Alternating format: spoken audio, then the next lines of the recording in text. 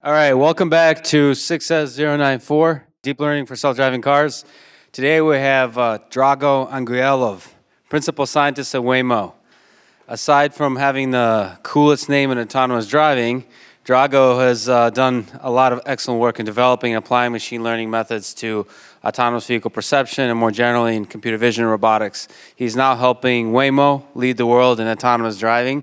10 plus million miles achieved autonomously to date, which is an incredible accomplishment. So it's exciting to have Drago here with us to speak. Please give him a big hand.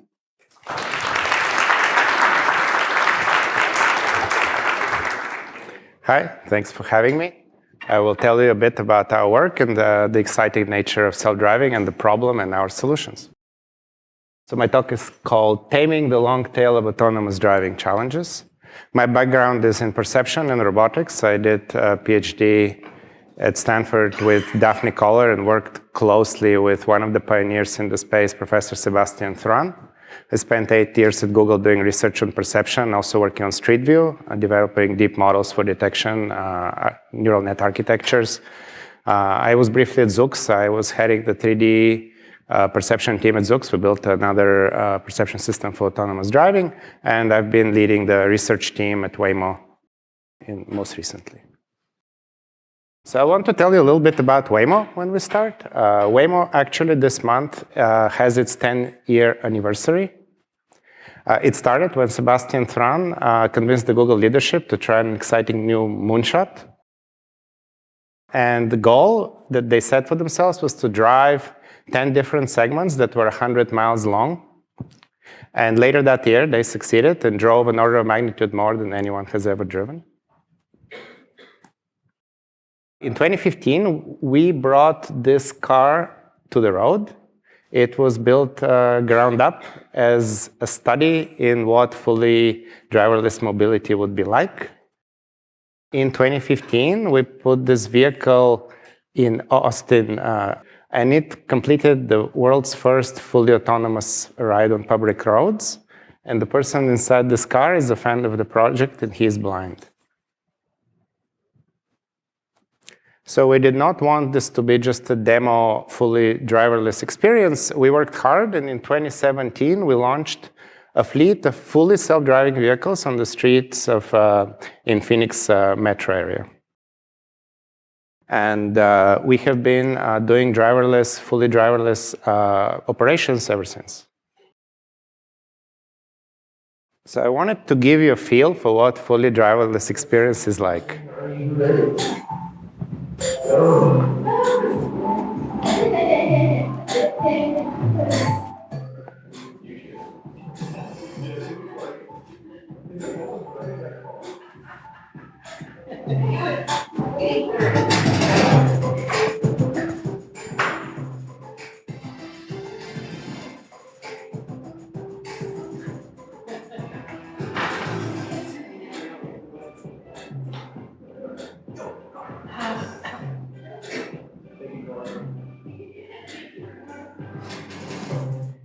And so we continued.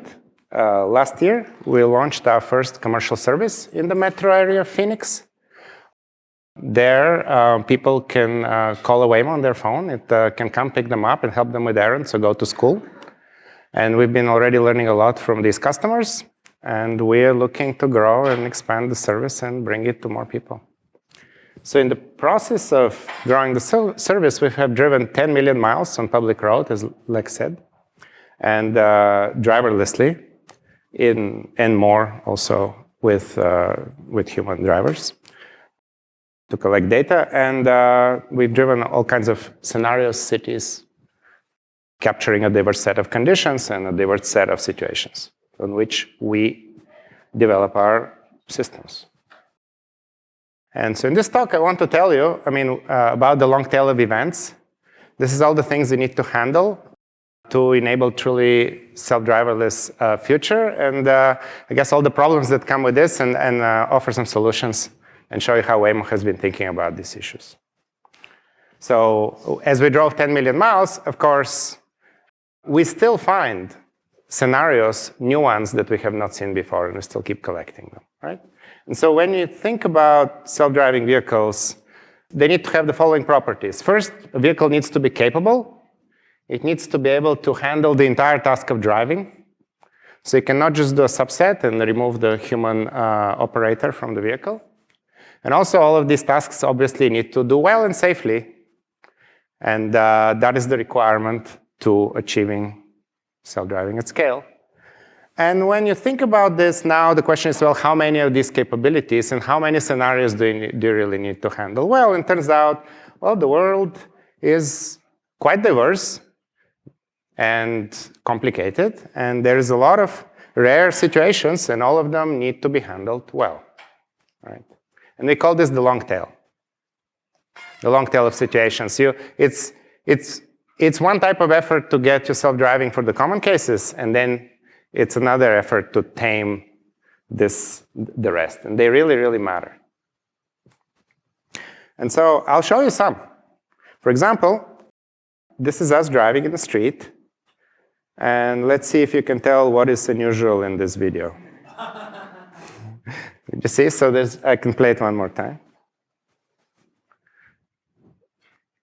So there's a bicyclist, and he is carrying a stop sign. And I don't know where he picked it up, but it's certainly not a stop sign we need to stop for, unlike others, right? And so you need to understand that. Let me show you another scenario. This is another case where we are happily staying there, and then the vehicle stops, and a big pile of poles comes our way, right? And you need to potentially understand that and learn to avoid it. Generally, well, different types of objects can fall on the road. It's not just poles. Here's another interesting scenario. This happens a lot. It's called construction, and there's various aspects of it. One of them is someone closed the lane, put a bunch of cones, and we learn, and this is our vehicle correctly identifying where it's supposed to be driving between all of these cones and successfully executing it. So yeah, we drive for a while. And this is something that happens fairly often if you drive a lot. Right. Another case is this one. I think you can understand what happened here. And you can notice actually, so we hear the siren. So we have the ability to understand sirens of special vehicles, and you can see we hear it and stop, and some guys are much later than us, braking at the last moment, letting the emergency vehicle pass. And here's another scenario potentially I want to show you. Let's see if you can understand what happened. So let me play one more time. Did you guys see? So we're stopped at there's a green light. We're about to go. And someone goes at high speed running a red light without any remorse, right? And we successfully stop and prevent issues, right? And so sometimes you have the rules of the way and you have your road, and people don't always abide by them. And that's something that, you don't want to just directly go in front of that person, even if they're breaking the law, right? So hopefully with this, I convince you that the situations that can occur are diverse and challenging, and there's quite a few of them. And I want to take you a little bit on a tour of what makes this challenging, and then tell you some ways in which we think about it and how we're handling it. And so to do this, we're going to delve a little bit more into the main tasks for self-driving, which is perception, prediction, and planning. And so I'll tell you a little bit about those, right? And perception, these are the core AI aspects of the car, usually. These tasks, there's others. We can talk about others as well in a little bit, but let's focus on these first. So perception is mapping from sensor inputs and potentially prior knowledge of the environment to a scene representation. And that scene representation can contain objects. It can contain scene semantics. Potentially, you can construct a map. You can learn about object relationships and so on. And perception, the space of things you need to handle in perception is fairly hard. It's a complex mapping, right? So you have sensors, the pixels come, LiDAR points come, or radar scans come, and you have multiple axes of variability in the environment. So obviously there's a lot of objects. They have different types, appearance, pose. These are, I don't know if you see this well, there are a bunch of people dressed as dinosaurs in this case. People generally are fairly creative in how they dress. Vehicles can also be different types. People come in different poses, and we have seen it all. All right, so that's one aspect. There's different environments that these objects appear in. So there are times of day, seasons, day, night, different, for example, highway environment, suburban street, and so on. And then there's a different variability axis, and this is a little more, slightly more abstract. There are different objects can come in these environments in different configurations and can have different relationships. And so things like occlusion, there's a guy carrying a big board, there is reflections, there is, well, people riding on horses and so on. And so why am I showing this? Because I just want to show you the space, right? So in most cases, you care about most objects in most environments in most reasonable configurations. And that's a space that you need to map from the sensor inputs to a representation that makes sense. And you need to learn this mapping function or represent it somehow. Right? And so let's go to the next step, which is prediction. So apart from just understanding what's happening in the world, you need to be able to anticipate and predict what some of the actors in the world are going to do. The actors being mostly people, and people is honestly what makes driving quite challenging. This is one of the aspects that do so. It's, a vehicle needs to be out there and be a full-fledged traffic scene participant. And this anticipation of agent behavior sometimes needs to be fairly long-term. So sometimes when you want to make a decision, you want to validate or convince yourself it does not interfere with what anyone else is going to do, and it can go from 1 second to maybe 10 seconds or more. You need to anticipate the future. So what goes into anticipating the future? Well, you can watch it past behavior. Someone says, I'm going this way, maybe I will continue going there. Or maybe I'm very aggressively walking, and maybe I'm more likely to do aggressive motions in the future. High-level scene semantics. Well, I'm in a presentation room. I'm sitting here at front giving a talk. I'll probably stay here and continue, even though stranger things have happened. And of course, there's subtle appearance cues. So, for example, if a person's watching our vehicle and moving towards them, we can be fairly confident they're paying attention and not going to do anything particularly dangerous. If someone's not paying attention or being distracted, or there is a person in the car waving at us, various gestures, cues, the blinkers on the vehicles, these are all signals and subtle signals that we need to understand in order to be able to behave well. And last but not least, even when you predict how other agents behave, agents also are affected by the other agents in the environment as well. So everyone can affect everyone else, and you need to be mindful of this. So I'll show you an example of this. I think this is one of the issues that really needs to be thought about. We are all interacting with each other. So here's the case. Our Waymo vehicle is driving, and there is 2 bicyclists in red going around a parked car.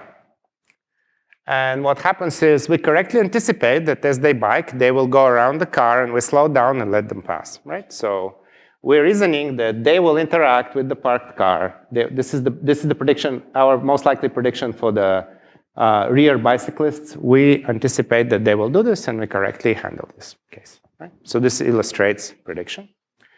And we have planning. This is our decision-making machine. It produces vehicle behavior, typically ends up in control commands to the vehicle: accelerate, slow down, steer the wheel. And you need to generate behavior that ultimately has several properties to it, and it's important to think of them, which is safe. Safety comes first. Comfortable for the passengers. And also sends the right signals to the other traffic participants. Because they can interact with you, and they will react to your actions, so you need to be mindful. And you need to, of course, make progress. You need to deliver your passengers. So you need to trade all of these in a reasonable way, right? And it can be fairly sophisticated reasoning in complex environments. I show you just one scene. This is a complex, I think, school gathering. There's bicyclists trailing us, vehicles really closely hemmed within us, a bunch of pedestrians, and we need to make progress. And here is us, we're driving, and reasonably well in crowded scenes. And that is part of the prerequisite of bringing this technology to the dense urban environments, being able to do this. So how are we going to do it? Well, I gave it up. I'm a machine learning person. I think when you have these complicated models and systems, machine learning is a really great tool to model complex actions, complex mapping functions, features, right? And so we're going to learn our system. And we've been doing this. I mean, we're not the only ones. So obviously, this is now a machine learning revolution. And machine learning is permeating all parts of the Waymo stack. All of these systems that I'm talking about, it helps us perceive the world. It helps us make decisions about what others are going to do. It helps us make our own decisions. Right? And machine learning is a tool to handle the long tail. Right? And I'll tell you a little more on this how. So I have this allegory about machine learning that I like to think about. So there is a classical system and there is a machine learned system. And to me, a classical system, and I've been there, I've done, early machine learning systems also can be a bit classical. You're the artisan, you're the expert, you have your tools, and you need to build this product, and you have your craft, and you go and take your tools and build it, right? And it can fairly quickly get something reasonable, but then it's harder to change, it's harder to evolve. If you learn new things, now you need to go back, and maybe the tools don't quite fit, and you need to essentially keep tweaking it, and it starts becoming, the more complicated the product becomes, the harder it is to do. And machine learning, modern machine learning, is like a factory, right? So machine learning, you build the factory, which is the machine learning infrastructure, and then you feed data in this factory and get nice models that solve your problems, right? And so kind of infrastructure is at the heart of this new paradigm. You need to build a factory, right? Once you do it, now you can iterate, it's scalable, right? Just keep the right data, keep feeding the machine, keeps giving you good models. So what is an ML factory for self-driving models? Roughly it goes like this. We have a software release, we put it on the vehicle, we're able to drive. We drive, we collect data, we collect it and we store it. And then we select some parts of this data and we send it to labelers. And the labelers label parts of the data that we find interesting. And that's a knowledge that we want to extract from the data. These are the labels, the annotations, the results we want for our models. Right? There it is. And then what we're going to do is we're going to train machine learning models on this data. After we have the models, we will do testing and validation, validate that they're good to put on our vehicles. And once they're good to put on our vehicles, we go and collect more data. And then the process starts going again and again, right? So you collect more data. Now you select new data that you have not selected before. Right? You add it to your data set. You keep training the model. And you iterate. It's a nice scalable setup. Of course, this needs to be automated. It needs to be scalable itself. It's a game of infrastructure, right? And at Waymo, we have the beautiful advantage to be really well set up with regards to the machine learning infrastructure. And I'll tell you a bit about its ingredients and how we go about it. So ingredient one is compute and software infrastructure, and we're part of Alphabet, Google, and we are able to, first of all, leverage TensorFlow, the deep learning framework. We have access to the experts that wrote TensorFlow and know it in depth. We have data centers to run large-scale parallel compute and also train models. We have specialized hardware for training models, which make it cheaper and more affordable and faster, so you can iterate better.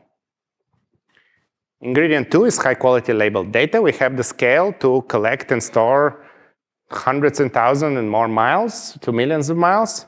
And just collecting and storing 10 million miles is not necessarily the best thing you can do, right? Because there is a decreasing utility to the data. So most of the data comes from common scenarios, and maybe you're already good at them. And that's where the long tail comes, right? So it's really important how you select the data.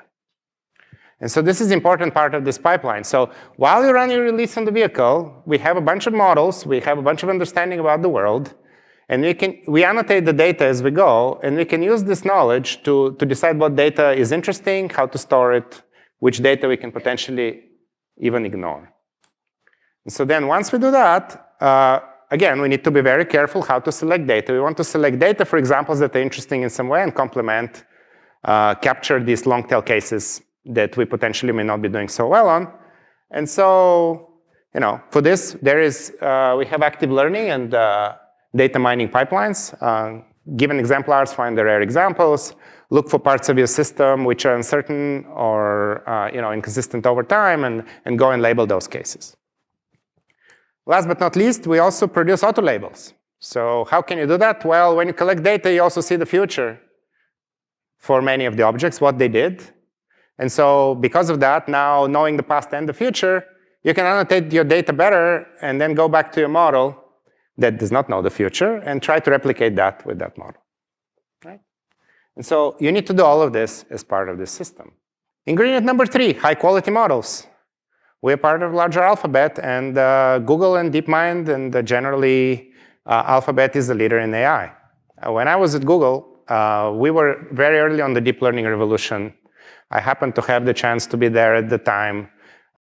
It was 2013 when I got on to do deep learning, and a lot of things were not understood, and we were there working on it earlier than most people. And so through that, we had the opportunity and the chance to develop some of the, in my time, the team I managed, we invented neural net architecture like Inception, which became popular later. We invented at the time the state-of-the-art object detection, fast object detector called SSD. And we won the ImageNet 2014. And now if you go to the conferences, Google and DeepMind, the leaders in perception and reinforcement learning and smart agents. And there is like state-of-the-art, say, semantic segmentation networks, pose estimation, and so on. The object detection, of course, goes without saying. And so we collaborate with Google and DeepMind on projects improving our models.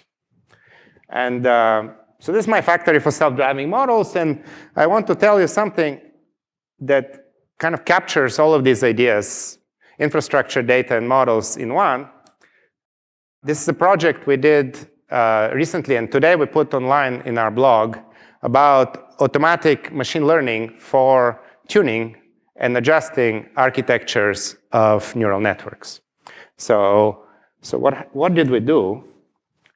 So there is a team at Google working on AutoML, automatic machine learning, and usually networks themselves have complex architecture. They're crafted by practitioners to artisans of networks in some way.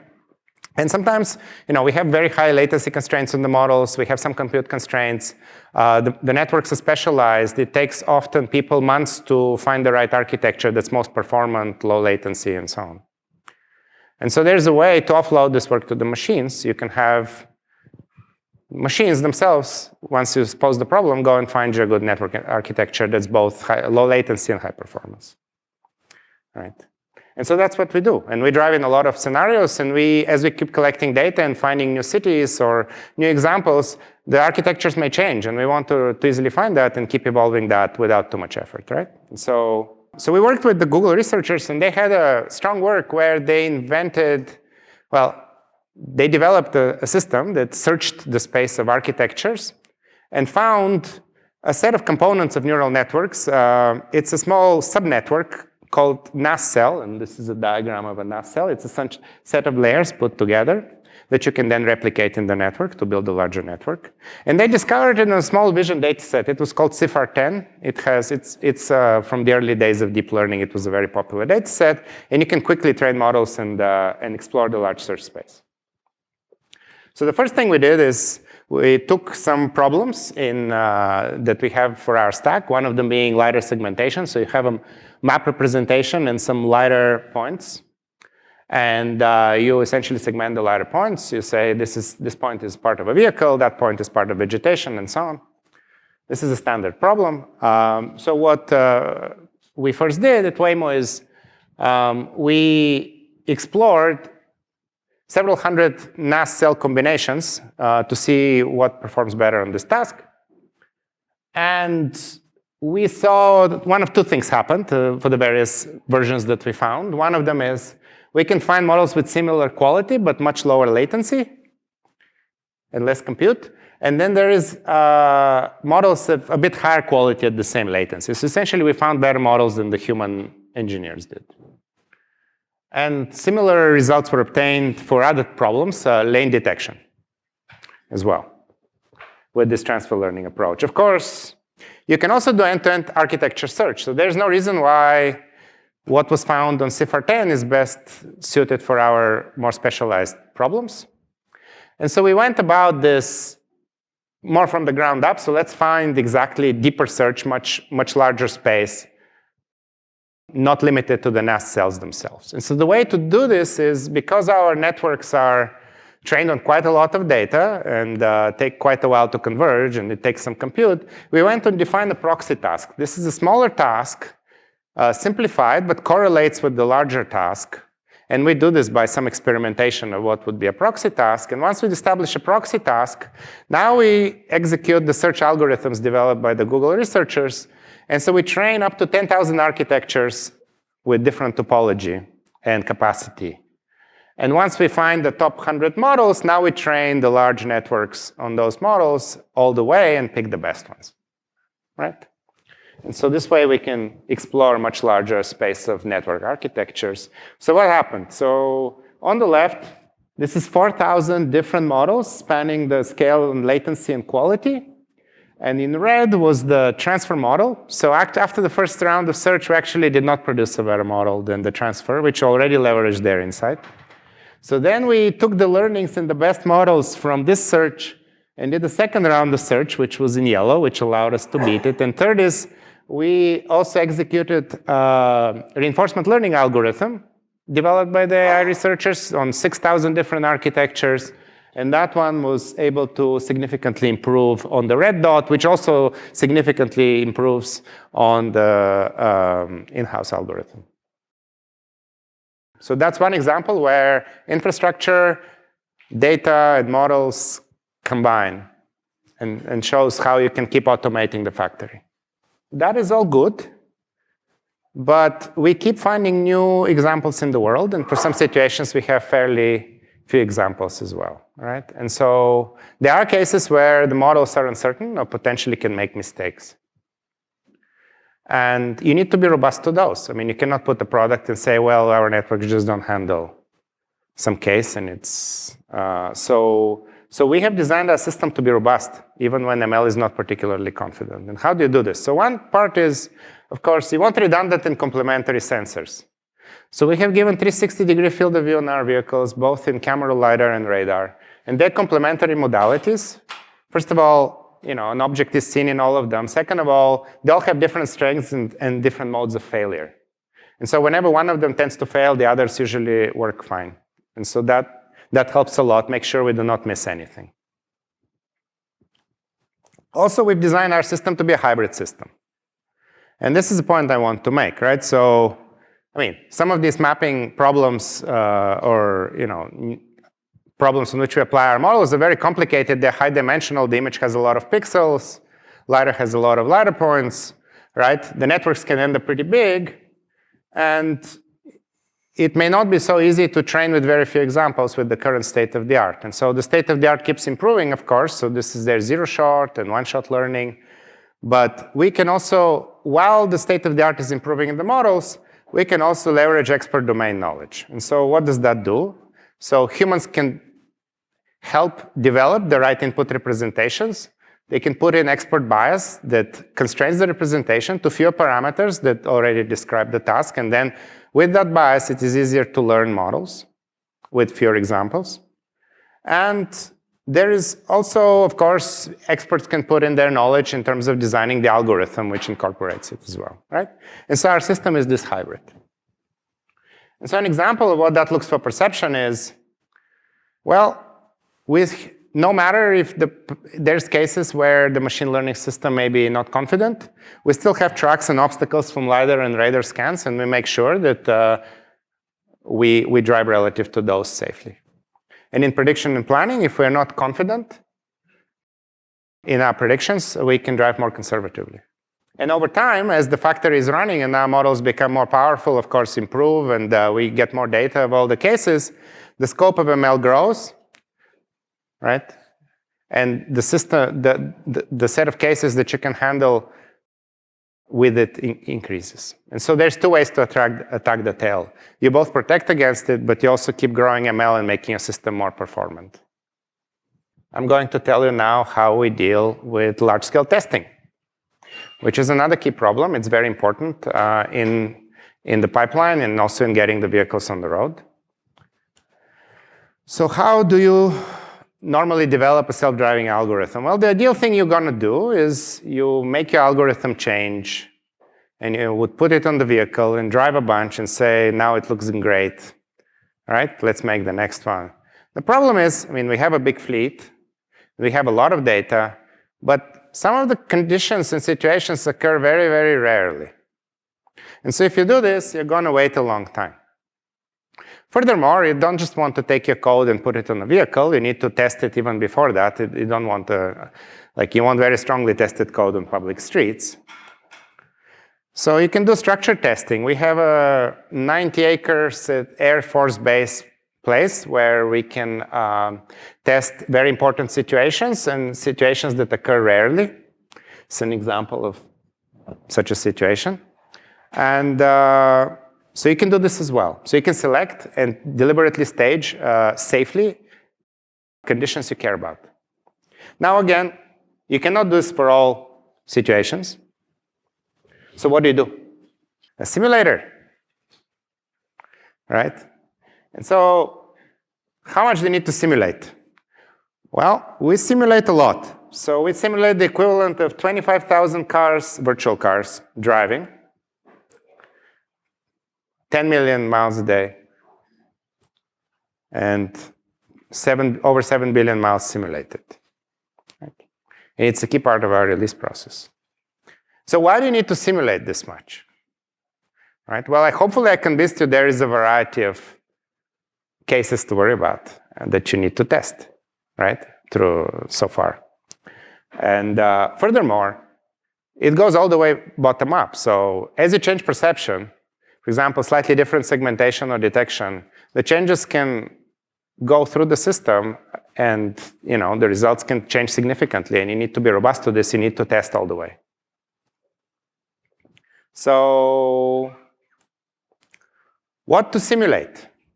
One thing you can do is we can create unique scenarios from scratch, working with safety experts, NHTSA, and analyzing water conditions in which typically lead to accidents. So you can do that. Of course, you can do it manually. You can create them. What else could you do? Well, you want to leverage your driving data. You have all your logs. You have a bunch of situations there. Right? So you can pick interesting situations from your logs. And furthermore, what you can do is you take all these situations and you create variations of these situations, so you get even more scenarios. So here's an example of a log simulation. I'll play it twice. First time, look at the image. This is what happened in the real world the first time. So in the real world, we mostly stayed in the middle lane and stopped. If you see what happened in simulation, our algorithm decided this time to merge to the left lane and stopped. And everything was fine. Things were safe. Things were happy. What can go wrong in simulation from logs? Well, let's say this is another scenario, slightly different visualization. Our vehicle, when it drove the real world, was where the green vehicle is. Now in simulation, we drove differently, and we have the blue vehicle, right? And so we're driving. Bam. What happened? Well, there's a purple agent over there, a pesky purple agent, who in the real world saw that we passed them safely. And so it was safe for them to go, but it's no longer safe because we changed what we did. So the insight is, in simulation, our actions affect the environment, and it needs to be accounted for. So what does that mean? If you want to have effective simulations on a large scale, you need to simulate realistic driver and pedestrian behavior. So, you could think of a simple model. Well, what is a good proxy, or what's a good approximation of a realistic behavior? Well, you can do a break and swerve model. So you just say, well, there is some normal way reactions happen. I have a reaction time and braking profile and maybe a swerving profile. So if an agent sees someone in front of them, maybe they just apply it as an algorithm. Right? So hopefully I convinced you that behavior can be fairly complicated and this will not always produce a believable reaction. especially in complex interactive cases such as merges, lane changes, intersections, and so on. Right? So what could you do? You could learn an agent from real-world demonstrations. Well, you went and collected all this data in the world. You have a bunch of information of how vehicles, pedestrians behave. You can learn a model and use that. Okay, so what is an agent? Let's look a little bit. An agent receives sensor information and maybe context about the environment. And it develops a policy, it develops a reaction.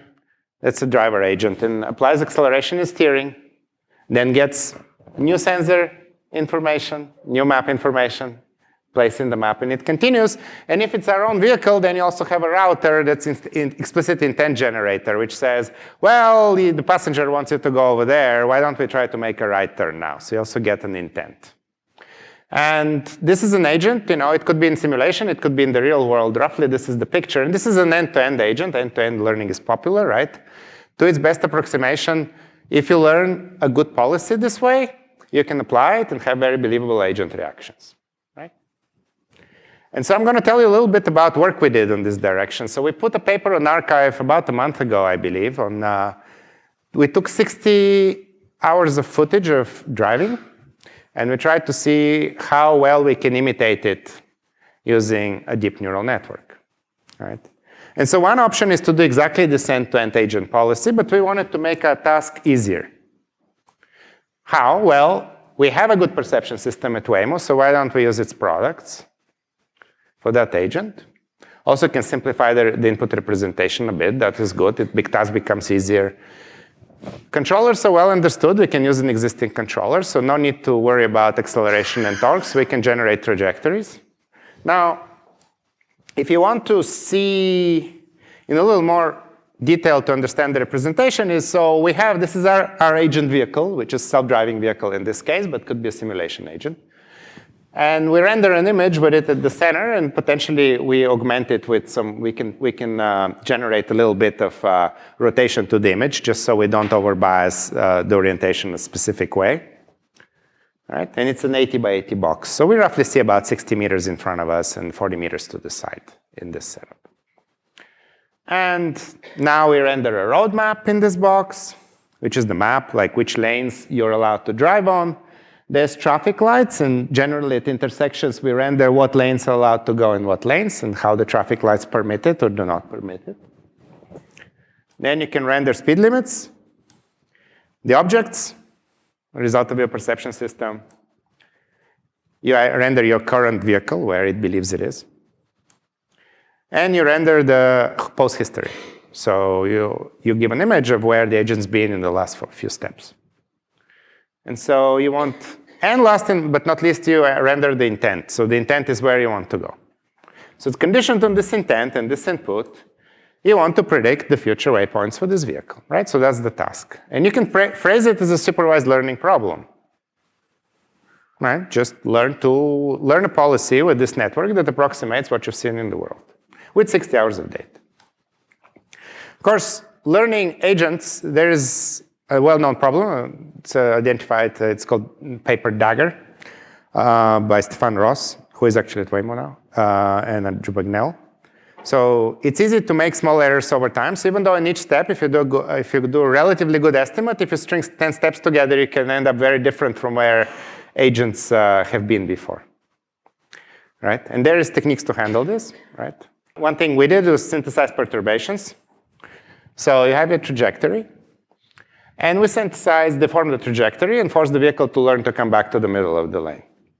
So that's something you can do. That's reasonable. Now, if you just have direct imitation based on supervision, we are trying to pass a vehicle in the street and it's stopping and never continuing. So now we did perturbations and, well, it kind of ran through the vehicle. Right? So that's not enough. So we need more, right? It's not actually an easy problem.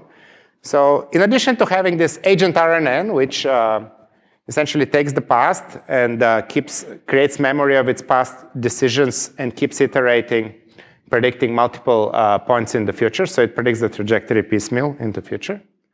How about we also learn about collisions and staying on the road and so on. So we augment the network, and now the network starts also predicting a mask for the road. And now we have a loss here. I don't know if I can point. No. So here you have a road mask loss. You say, hey, if you ever generate motions that take you outside the road, that's probably not good. Hey, if you ever cause collisions where your perception network, which takes the other object and predicts their motion. So predict here our motion, where the road is, and the other agent's motion in the future. And we're trying to make sure there's no collisions and that we stay on the road. So you add this structural knowledge. That adds a lot more constraints to the system as it trains. So it's not just limited, but what it's explicitly seen. It allows it to reason about things it has not explicitly seen as well. And so now, here's an example of us driving with this network. And you can see that we're predicting the future with the yellow boxes, and we're driving safely through intersections and complex scenarios. Actually handles a lot of scenarios very well. If you're interested, I welcome you to go read the paper. It handles most of the simple situations fine. So now we have our pass two approaches, passing a parked car. One of them stops and never restarts. The other one hits the car. Now it actually handles it fine. And beyond that, afterwards, we can stop at a stop sign happily, which is the red line over there, and it does all of these operations. And what we did beyond this is we took the system as learned on imitation data, and we actually drove our real Waymo car with it. So we took it to Castle, the Air Force Base staging grounds, and this is it, driving a road it's never seen before, and stopping at stop signs and so on. So that's all great. We could use it also in agent simulation world, and we could drive a car with it, but it has some issues. So let's look on the left. So here it is driving, and then it was driving too fast, so because our range is limited, it didn't know it had to make a turn, and it overran the turn. So it just drove off the road. That's one thing that can happen. So, one area of improvement, more range. Here's it is another time. So yellow is, by the way, what we did in the real world, and green is what we do in the simulation, in that example. And here, we're trying to execute a complex maneuver, a U-turn. We're sitting there, and we're going to try to do it, and we almost do it, but not quite. And at least we end up in the driveway. And there's other interactive situations. When they get really complex, this network also does not do too well, right? And so what does that tell us? Well, long tail came again in testing, right? Again, you can learn a policy for a lot of the common situations, but actually in testing, some of the things you really care about is the long tail. You want to test to the corner cases. You want to test in the scenarios where someone is obnoxious and adversarial and does something not too kosher, right? So one way to think of it is this. Right? This is the distribution of human behavior, and of course it goes on multiple axes. It could be, aggressive and conservative, right?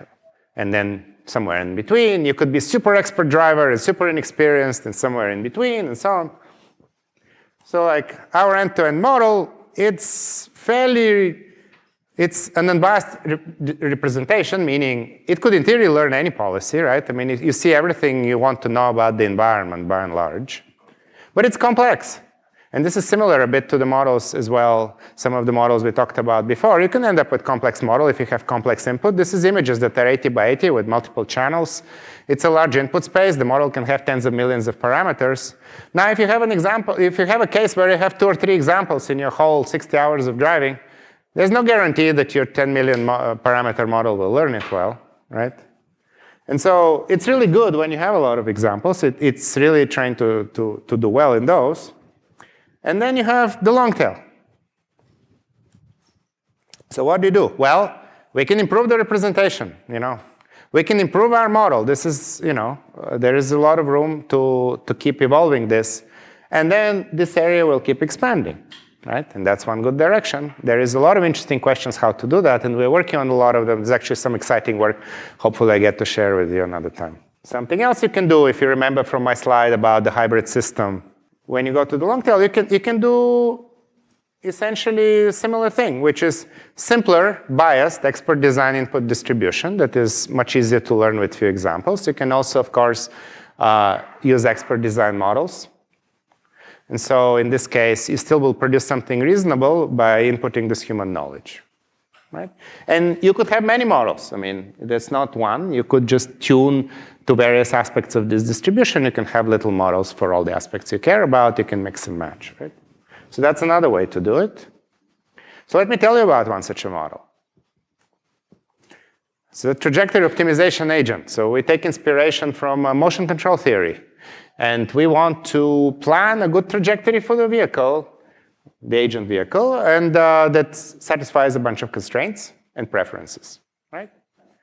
And so one insight to this is that we already know what the agent did in the environment last time. So you have a fairly strong idea about the intent.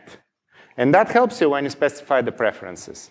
Because you can say, okay, well, give me a trajectory that minimizes some set of costs, which are preferences on the trajectory, typically called potentials. What is the potential? Well, at different parts of the trajectory, you can add these attractor potentials saying, well, try to go where you used to be before, for example. And that's the benefit of, in simulation, you have observed what was done, so this is a bit simpler. And of course, you can have repeller potential. Don't hit things, don't run into vehicles, right? So to a first approximation, that's what it roughly looks like. And so now, where is the learning, right? Well, it's still a machine learned model. There is a representation. These potentials have parameters. It's the steepness of this curve. Sometimes they're multidimensional, right? There's a few parameters. Typically, we're talking a few dozen parameters or less, right? And you can learn them too. So there is a technique called inverse reinforcement learning. You want to learn these parameters that produce trajectories that come close to the trajectories you've observed in the real world. So if you pick a bunch of trajectories that represent certain type of behavior, you want to model, you tune your parameters to behave like it.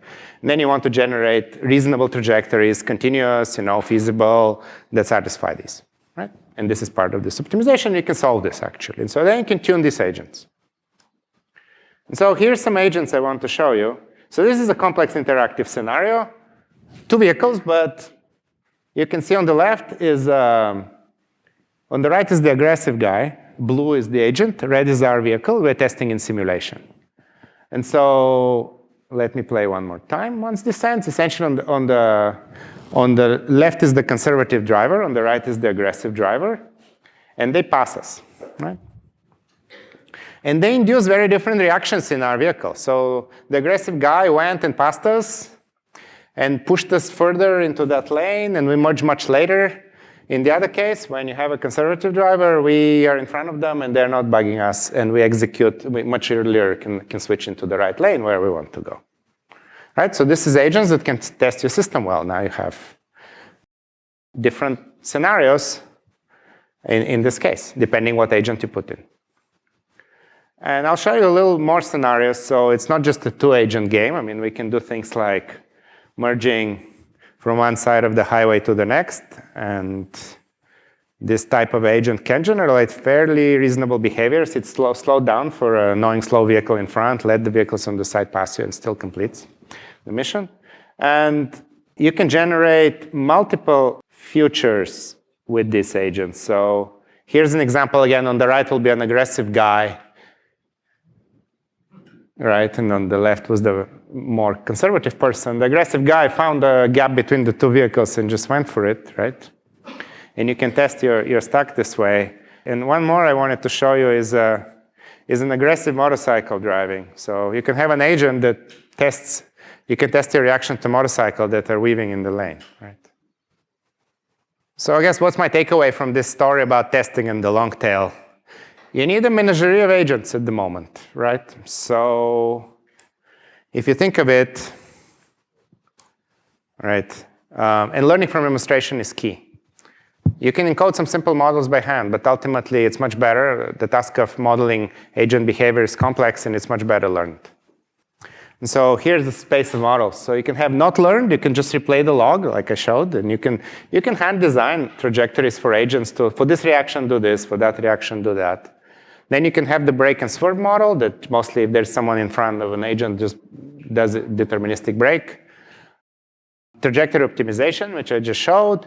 Now our mid-to-mid model and potentially end-to-end top-down model. Top-down meaning you have like a top view of the environment. There's many other representations possible.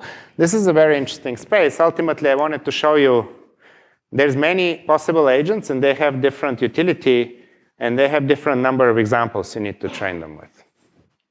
And so one other takeaway I wanted to tell you is smart agents are critical for autonomy at scale. This is something I truly believe working in the space. And this line of direction is exciting and ultimately one of the exciting problems that there's still a lot of interesting progress to be made. And why? Well, you have accurate models of human behavior, of drivers and pedestrians, and they help you achieve several things. First, you will do better decisions when you drive yourself. You'll be able to anticipate what others will do better, and that will be helpful. Second, you can develop a robust simulation environment with those insights, also very important. Third, well, our vehicle is also one more agent in the environment. It's an agent we have more control than the others, but a lot of these insights apply. And so this is very exciting and interesting. So I wanted to finish the talk just maybe as a mental exercise, right? When you think of a system that is tackling a complex AI challenge like self-driving, what is the good properties of the system to have, and how do you think of a scalable system? And to me, there's this mental test, right? We want to grow and handle and bring our service to more and more environments, more and more cities. How do you scale to dozens or hundreds of cities? So as we talked about the long tail, each new environment can bring new challenges. And they can be complex intersections. In cities like Paris, there's our Lombard Street in San Francisco. I'm from there. There's narrow streets in European towns. There's all kinds of, as the long tail keeps coming. As you keep driving new environments, in Pittsburgh, people drive the famous Pittsburgh left. They take different precedents than usual. The local customs of driving, of behaving, all of this needs to be accounted for as you expand. And this makes the system potentially more complex or easier, harder to tune to all environments, right? But it's important because ultimately that's the only way you can scale. So what should the scalable process do? So in my mind, let's say you have a very good self-driving system. I mean, this very much parallels the factory analogy. I'm just going to repeat it one more time. You take your vehicles, we put a bunch of Waymo cars, and we drive a long time in that environment with drivers. Maybe 30 days, maybe more, at least that long. And you collect all the data, right? And then your system should be able to improve a lot on the data you have collected, right? So drive a bunch. Obviously, you don't want to train the system too much in the real world while it's driving, but you want to train it after you've collected data about the environment. So it needs to be trainable on collected data. It's very important for a system to be able to quantify or have a notion to elicit from it whether it's incorrect or not confident, right? Because then you can take action. And this is an important property that I think people should think of when they design systems. How do you elicit this? Then you can take an action. You can ask questions to raters. That's fairly legit. Typically, active learning is a bit like this, right? And it's usually based on some amount of low confidence or surprise. That's the examples you want to send.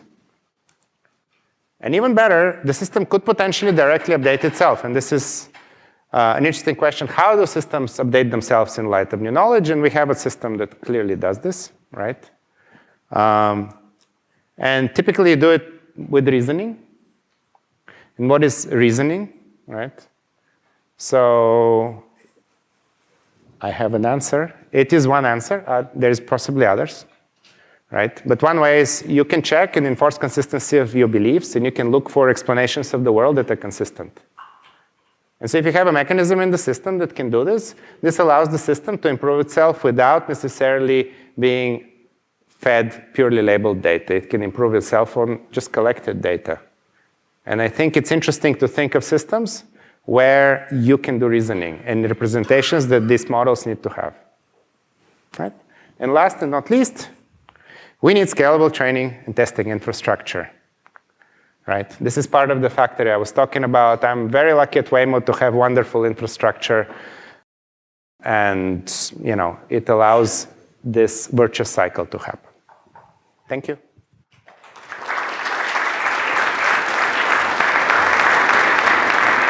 Up here, Kieran Strobel. Thank you so much for the talk. I really appreciate it. So if you were to train off of image and LiDAR data, synthetic image and LiDAR data, would you weight the synthetic data differently than real world data when training your models? So there's actually a lot of interesting research in the field. There are people train on simulator, but also train adaptation models that make simulator data look like real data, right?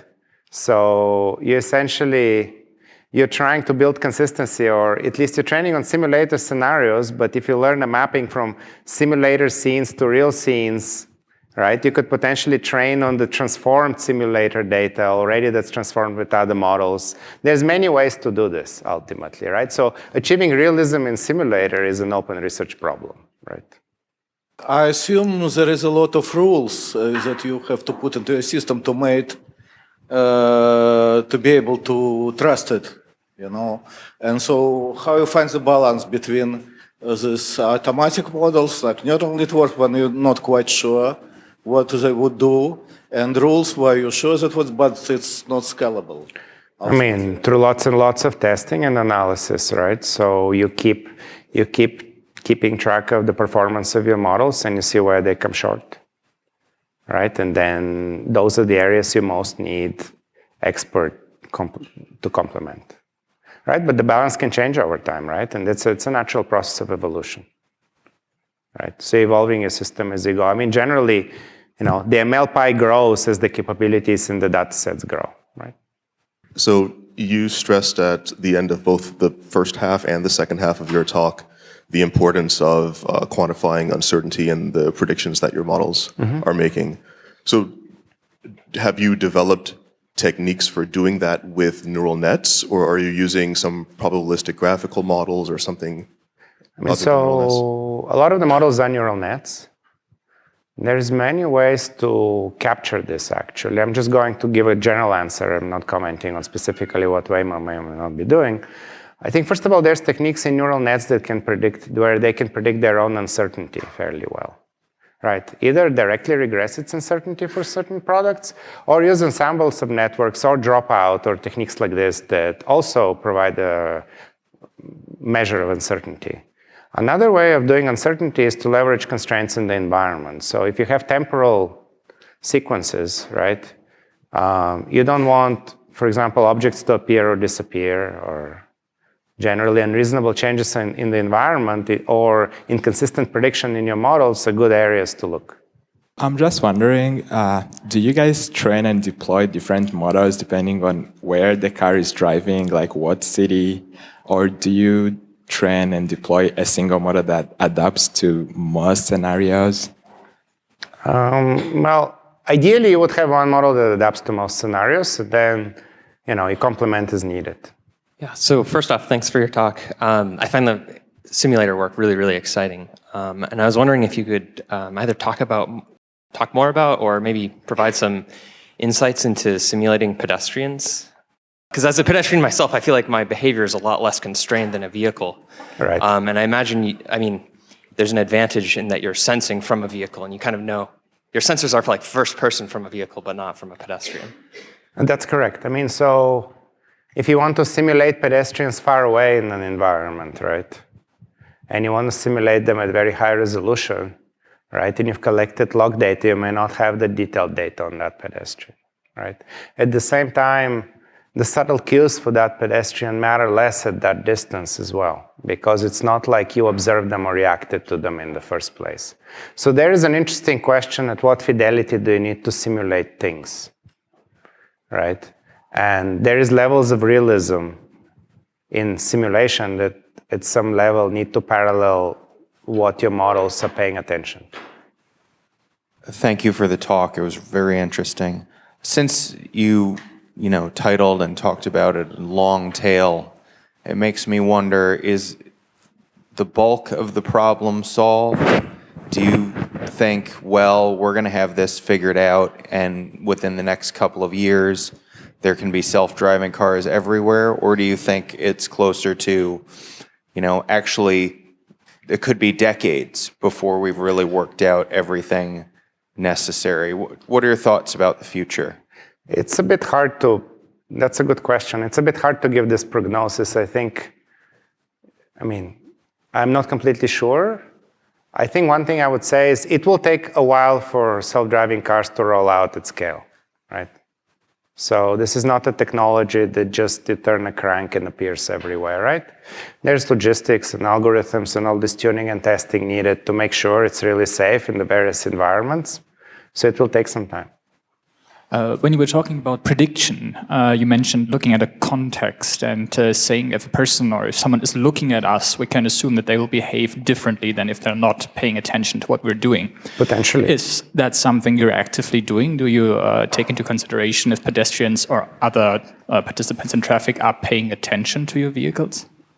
So I can't comment on our model designs too much, but I think these are generally cues one needs to pay attention to. They're very significant. Even when people drive, for example, there's someone sitting in the vehicle next to you waving, keep going, right? And these are natural interactions in the environment that, is something you need to think about. First of all, thank you. It's a really cool talk. In one of your last slides, you talked about resolving certain uncertainties by the means of establishing a set of beliefs and checking to see if they were consistent in the. Right. That's my own theory, by the way, right? But I feel that the concept of reasoning is underexplored in deep learning and what it means, right? So if you read Tversky Kahneman, type 1, type 2 reasoning, we're really good at the instinctive mapping type of tasks, right? So like some low to mid to maybe high level perception up to a point. But the reasoning part with neural networks, right, and generally with models, that's a bit less explored. And I think it's long-term, it's fruitful. That's my personal opinion, right? I guess the question I was going to ask is if you could elaborate on that concept in connection with the models you guys are working with, but I guess that's... So I'll give an example from current work, right? And there is a lot of work on weakly supervised learning. Sure. And that's kind of been a big topic in 2018, and there were a lot of really strong papers, including by Google Brain and Drago Anguelov and her team and so on. And essentially, if you used to read the books about 3D reconstruction and geometry and so on, right? There is a bunch of rules you can encode geometric expectations about the world. So when you have video and when you have 3D outputs in your models, there is a certain amount of consistency. One example is ego motion versus depth estimation. There is a very strong constraint that if you predict the depth and you predict the ego motion correctly, then you can reproject certain things and they will look good, right? And that's a very strong constraint. That's a consistency. You know this about the environment, you expect it. This can help train your model, right? And so more of this type of reasoning may be interesting. You mentioned expert design algorithms, and I was wondering from your perspective, also from Waymo's perspective, how important are those, say, non-machine learning type algorithms or non-machine learning type approaches to tackling the challenges of autonomous driving? Could you say one more time? How important is which aspect of them, though? Of expert designed algorithms. Every now and then you sprinkle it in like, here we can try expert designed algorithms because we actually understand some parts of the problem. And I was wondering, Yes. like, what is really important for the challenges in autonomous driving outside of the field of machine learning? I mean, generally, the problem is you want to be safe in the environment. That makes it such that you don't want to make errors in perception, prediction, and planning, right? And the state of machine learning is not at the point where it never makes errors, provided the scope that we're currently addressing. And so throughout your stack, with the current state of machine learning, it needs to be complemented, right? And so we've carefully done it, and I think machine learning, as it improves, I think there'll be less and less need to do it. It's somewhat effort intensive, bringing, especially in an evolving system, to do that, to have a hybrid system. But right now, I think this is the main thing that keeps you able to do complex behaviors in some cases for which it's very hard to collect data and you still need to handle, then it's the right thing to do, right? So the way I view it, I'm a machine learning person. I like to doing better and better. That said, we're not religious and should not be. We just need to solve the problem. And right now, the right mix is a hybrid system, is my belief. Well, we're really excited to see what Waymo has in store for us in 19. So please give Drago a big hand.